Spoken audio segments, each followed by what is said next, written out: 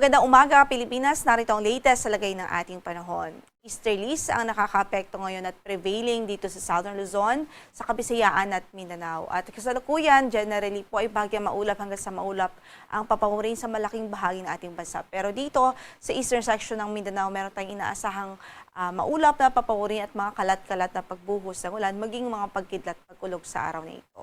Pero sa malaking bahagi ng Luzon, suppressed ho yung ating kaulapan at yung mga convective activities dito. So mababa po yung chance ng mga pag-ulan, especially yung mga widespread o malawakang pag-ulan. Wala din tayong bagyo na minomonitor ngayon sa loob ng ating area of responsibility. At least in the next 2 to 3 days, wala po tayong inaasahan. Ngayon pa man, patuloy po magantabay sa magiging updates ng pag-asa just in case po magkaroon ng significant changes ang ating outlook. Sa kasalukuyan ay bahagyang maulap hanggang sa maulap na papawirin pa rin at mababa yung tsansa ng mga pag-ulan ngayon sa Metro Manila at natitirang bahagi pa ng Luzon.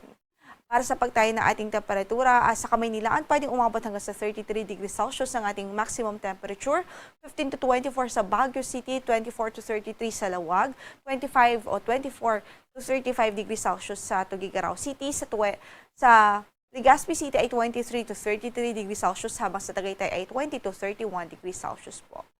Samantala, dito nga po sa Caraga Region at maging sa Davao Region at sa Bukidnon maging sa Cotabato Provinces ay maaari pong makaranas ng maulap na papawirin at mataas na tsansa ng mga kalat-kalat na pagulan at pagkidlat pagkulog sa araw na ito dahil sa epekto ng easterly. So sa mga kababayan natin dyan, patuloy po nating inaabisuhan, magdala ho ng payong saan man ang lakad natin for today.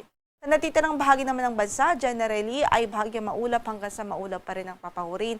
At kung may mga pag-ulan man ay mga dulot po ng mga localized thunderstorms. So mga panandalian lang at usually sa hapon at gabi.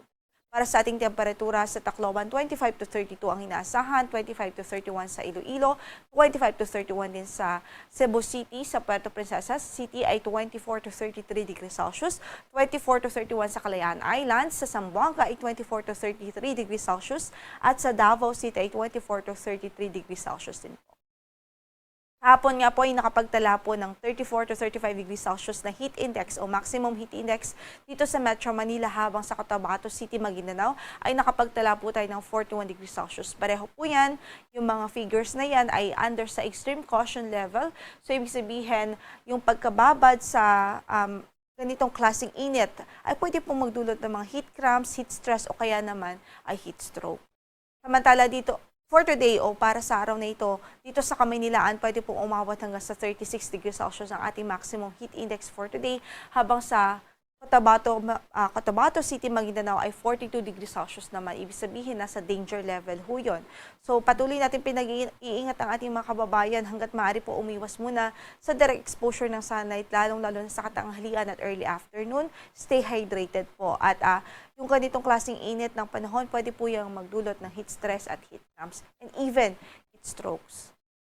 Sa kasalukuyan, wala po tayong gale warning na nakataas sa mga bahagi ng ating mga baybaying dagat. Ang sunrise natin for today is 5:50 in the morning at lulubog ang araw mamaya sa ganap na alas 6:09 ng gabi. Ito po si Lori de la Cruz Galicia. Magandang umaga po.